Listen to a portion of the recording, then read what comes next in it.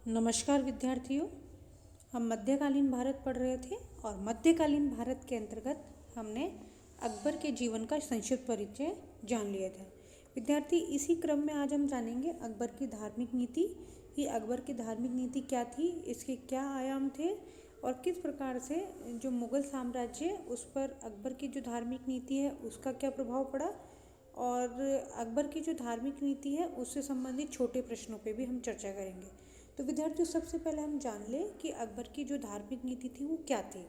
तो अकबर की जो धार्मिक नीति थी वो सुलह कुल की नीति पर आधारित थी, अर्थात उदारता पर आधारित थी। इससे तात्पर्य यह है कि जो अकबर से जो पूर्ववर्ती शासक थे वो कट्टर धार्मिक नीति का उन्होंने अनुसरण किया। अकबर ने उनके विपरीत जो है उदारता की नीति अपनाई। सुलह कुल से यहाँ पर तात्पर्य कि सर्वधर्म संभाव वाली बात वो कहता है अकबर कि सबके साथ शांति सद्भाव रखना, सबके समान व्यवहार रखना। उदारता नीति अपनाने के उसके दो प्रमुख कारण थे। उन दो प्रमुख कारण में ये था कि जब अकबर का जो जन्म कहें तो वो आपको पता था, हमने बताया पिछले वाले वीडियो में कि हिंदू राजा के यहाँ उसका कुछ समय लालन पोषण हुआ, तो उससे भी अकबर के जो जीवन पे काफ़ी उदार प्रभाव पड़ा। दूसरा कारण था कि अकबर के जो गुरु थे अब्दुल लतीफ़ थे, जो उदार धार्मिक विचारों के थे, जिनका जीवन अकबर के जीवन पर उनका गहरा प्रभाव पड़ा। तो अकबर भारत में मुग़ल साम्राज्य का स्वामित्व चाहता था, स्थायित्व चाहता था, जो हिंदू वर्ग के समर्थन के बिना सफल नहीं हो सकता था। इस कारण से उसने जो हिंदू समर्थक हम कहें या कुछ हद तक लीनियंट जो उदार नीति है वो अपनाई। इसीलिए अकबर है लंबे समय तक जो है मुग़ल साम्राज्य में लंबे समय तक टिक सका और प्रशंसनीय शासक के रूप में हमें देखने को मिलता है। तो विद्यार्थियों, हम बात करते हैं अब अकबर की धार्मिक नीति के। हमने 3 चरण माने हैं। 3 चरण हैं। एक तो 1556 से लेकर के 1575 तक, जब तक उसका कार्यकाल प्रारंभ हो जाता है, और मध्य है जो है 1575 से 82, और 82 से लेकर के 1605 तक का, जब उसका 1605 में निधन हो जाता है तब तक के हमने 3 चरणों के आधार पर अकबर की जो धार्मिक नीति है उसको हमने बांटा है। विद्यार्थियों, अब हम एक एक चरण के उसको डिटेल में पढ़ेंगे और उससे संबंधित है फिर समग्र चरणों की हम चर्चा करेंगे। तो सबसे पहले हम बात करते हैं प्रथम चरण की। तो प्रथम चरण के अंतर्गत हमने कल भी बताया था आपको, सबसे पहले जो है अकबर ने जो दास प्रथा है, तीर्थ यात्रा करे और जजिया, इन तीनों को सबसे पहले हटाया। 1562 में दास प्रथा, 63 के अंतर्गत उसने तीर्थ यात्रा कर और 64 के अंतर्गत उसने जजिया कर हटाया। तो जिससे कि काफ़ी सारा जो है हिंदुओं से उसको समर्थन प्राप्त हो गया। दूसरा, उसने आगे क्या करा, जो हिंदू राजा थे उनको उच्च प्रशासनिक पद दिए, मनसब दिए। तो इस प्रकार से उनको काफ़ी अपनी ओर मिलाने का या उनको अपनी तरफ झुकाने का प्रयास करा। इसके अलावा अगर हम बात करें जो अच्छे पद के अंदर टोडरमल को दीवान के पद पर और भगवंत दास राय सिंह को गवर्नर के पद पर नियुक्ति करना। आपको पता होगा भगवंत दास है काबुल का गवर्नर था और राय सिंह है वो भी भारत के विभिन्न क्षेत्रों के अंतर्गत गवर्नर के पद पर रहा था।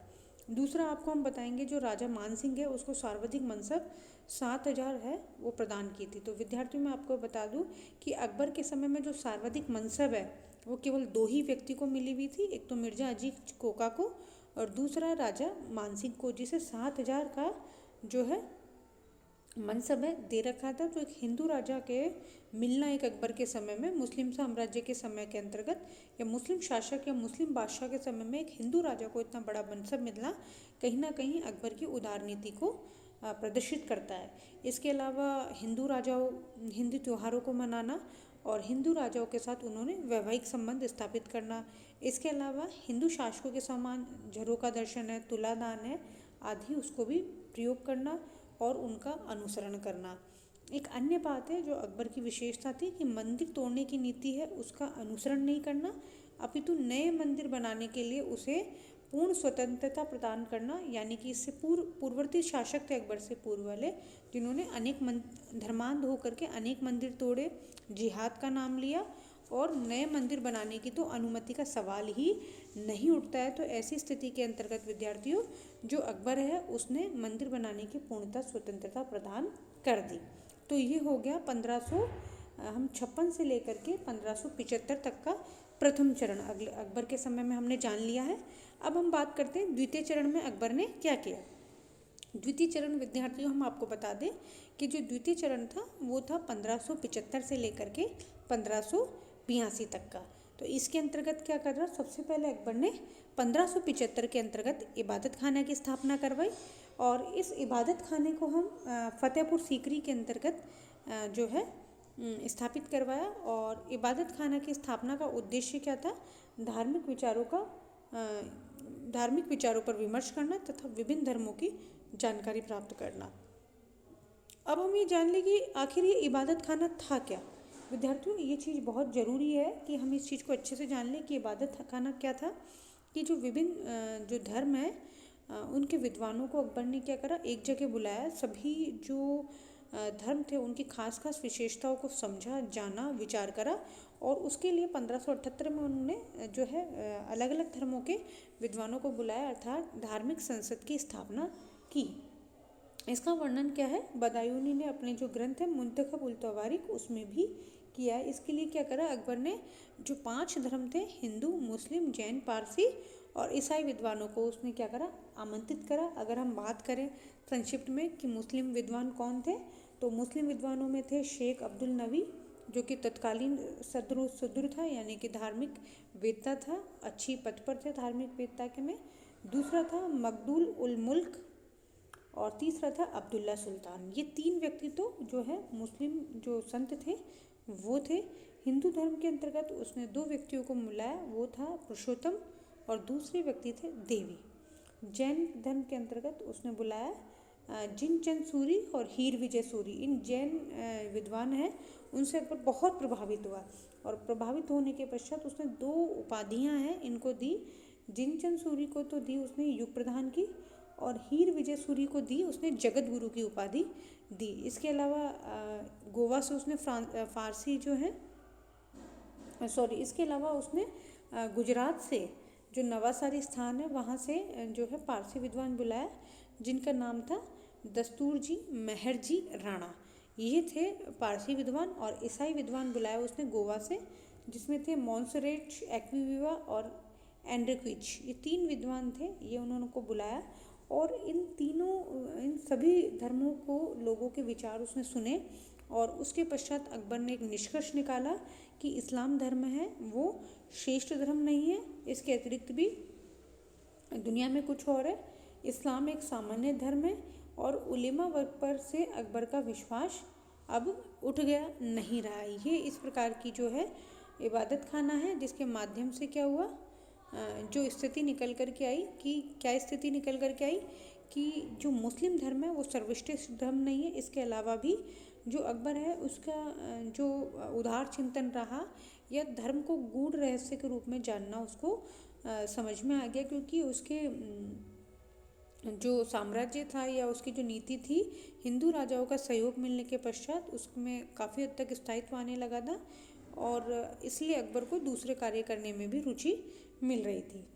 इसके पश्चात अकबर ने एक चीज़ और करी। 1579 के अंतर्गत उसने एक मजहर की घोषणा की थी। अब हम जान लेते हैं विद्यार्थियों आखिर ये मजहर क्या था।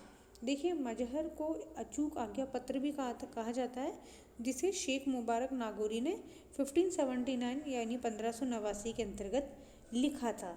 अब विद्यार्थियों इसमें हम जान लें कि आखिरकार इसमें क्या लिखा था कि इस पर जो है हिंदुस्तान के जो विख्यात उलेमा हैं उनके हस्ताक्षर करवाए और इस बात से सहमति ली उन सभी लोगों की कि यदि मुस्लिम कानूनों को लेकर यदि उलेमाओं में किसी भी प्रकार का मतभेद हो जाता है तो तब ऐसी स्थिति के अंतर्गत बादशाह अकबर हैं जो निर्णय लेंगे और जो निर्णय लेंगे वह अंतिम निर्णय होगा। इस प्रकार की स्थिति बनाई, एक घोषणा पत्र बनाया जिससे क्या हुआ, अकबर ने इमाम ए आदिल की उपाधि धारण कर ली थी। लेकिन विद्यार्थियों इसको आप समझने की कोशिश करेंगे, जब अकबर ने जो संपूर्ण जो धर्म है उसको भी स्व केंद्रित कर लिया, यानी उलेमाओं की शक्ति को संकुचित करने की कोशिश की या उलेमाओं जो धर्म है उसको लेकर के उलेमाओं की शक्तियों का विकेंद्रीकरण किया, तो ऐसी स्थिति के अंतर्गत जो उलेमा है वो पक्ष है उनका वो नाराज हो गया और नाराज होने के पश्चात जो है कई विद्वान थे, विशेष रूप से जौनपुर के जो काजी मुल्ला थे मोहम्मद याजदी, उसने अकबर के विरुद्ध क्या करा, फतवा जारी कर दिया और अकबर को काफिर भी घोषित कर दिया गया। अकबर के खिलाफ क्या है, कई षड्यंत्र भी रचे और इन षड्यंत्र से अकबर काफ़ी जो है दुखी हुआ। उसके जो है साम्राज्य है उस पर भी उंगली उठने लग गई और अकबर के द्वारा जो है मुस्लिम कानून की जो व्याख्या करने का अधिकार था जो उसने स्वयं प्राप्त कर लिया था, इसलिए उसको इमाम ए आदिल कहा गया, लेकिन उलेमा पक्ष उसके नाराज थे। तो ये स्थिति भी अकबर की जो है धार्मिक नीति के दो प्रमुख चरण हैं। द्वितीय चरण में एक तो है 1575 में इबादत खाना की स्थापना और 1579 यानी 1589 के अंतर्गत मजहर की घोषणा करना। विद्यार्थियों, इसमें क्या सेपरेट प्रश्न भी आ जाते हैं। सेपरेट प्रश्न में ऐसा है, लघुतरात्मक प्रश्न आ सकते हैं कि इबादत खाना पर टिप्पणी कीजिए या मजहर की घोषणा क्या थी, या छोटे छोटे 2 नंबर में भी आ सकता है कि इबादत खाना क्या था या इबादत खाना की स्थापना कब हुई या किन किन विद्वानों को उसने बुलाया या फिर कौन से विद्वान हैं जो इसके अंतर्गत जो है शामिल थे। तो इस प्रकार की स्थिति भी विद्यार्थियों निकल करके आती है। आप इसे अच्छे से समझिएगा। समग्र रूप से बड़ा प्रश्न तो बनता ही है कि निबंधात्मक प्रश्न है कि अकबर की धार्मिक नीति उसको उल्लेख कीजिए, या अकबर की जो धार्मिक नीति थी वो महज कहने मात्र की सुलह कुल की नीति थी, वास्तविकता ऐसा नहीं था, या फिर जो अकबर की सुलह कुल नीति है उस पर टिप्पणी कीजिए, या फिर कई बार कॉम्पिटिटिव एग्जाम के अंदर अकबर की जो धार्मिक नीति है उसके जो है क्रम भी पूछा जाता है। जैसे धार्मिक नीति के क्रम क्या थे, सबसे पहले जैसे दास प्रथा का अंत करना, तीर्थ यात्रा कर, उसके पश्चात इबादत खाना स्थापना जो भी है, तो उसके क्रम पूछे जा सकते हैं। आगे जाके तीसरे चरण के अंतर्गत जब वो और पढ़ेंगे तो उसके क्रमों की चर्चा भी हम करेंगे विद्यार्थियों। अब हम बात करते हैं अकबर की जो धार्मिक नीति है उसके तीसरे और अंतिम चरण की।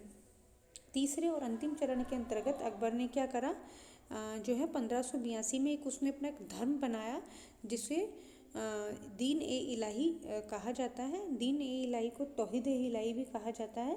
और अकबर ने ये जो धर्म है 1582 के अंतर्गत स्थापित किया। और एक ब्रिटिश जो इतिहासकार रहे हैं विंसेंट स्मिथ, उसने अपनी पुस्तक लिखी है अकबर द ग्रेट मुगल। इसके अंतर्गत उसने जो अकबर का ये धर्म है उसकी कटु आलोचना की है और इसे पूछा भी गया है कॉम्पिटिटिव एग्जाम में कि किस विद्वान ने अकबर के दीन इलाही को मूर्खता का प्रतीक कहा है। उसने उसको अकबर के मूर्खता का प्रतीक कहा है, क्योंकि विंसेंट स्मिथ के अनुसार अकबर जो है दीन इलाही धर्म को चला करके पैगंबर बनना चाह रहा था और अंत में जो है दीन इलाही जो धर्म था वो असफल रहा। और असफल इसलिए रहा, केवल एकमात्र उसके 22 ही सदस्य थे। लेकिन विद्यार्थियों, अगर हम इसके दूसरे पक्ष की ओर बात करें तो दूसरा पक्ष ये था कि अकबर ने इस धर्म को अपनाने के लिए किसी भी व्यक्ति को फोर्स नहीं किया, किसी भी व्यक्ति पर दबाव नहीं डाला कि आप इस धर्म को स्वीकार करिए। स्वेच्छा से कोई व्यक्ति बनना चाहे तो बन सकता था, अन्यथा नहीं बने तो भी वो किसी भी प्रकार का दंड का भागी नहीं था। इसीलिए इसके ज़्यादा अनुयायी नहीं बने। विद्यार्थियों, इसके हम एक पक्ष ये भी देख सकते हैं कि अकबर उस समय महान सम्राट था। अगर वो चाहता तो दबाव पूर्वक है ना अन्य लोगों को भी इस धर्म को स्वीकार करने के लिए बल दे सकता था। बीरबल जो है पहला जो है हिंदू अनुयायी था जो इस धर्म का क्या बना, सदस्य बना। और अधिक लोग दीन इलाही के सदस्य नहीं बने, फलस्वरूप ये जो है धर्म है अकबर के साथ ही क्या हो गया, समाप्त हो गया।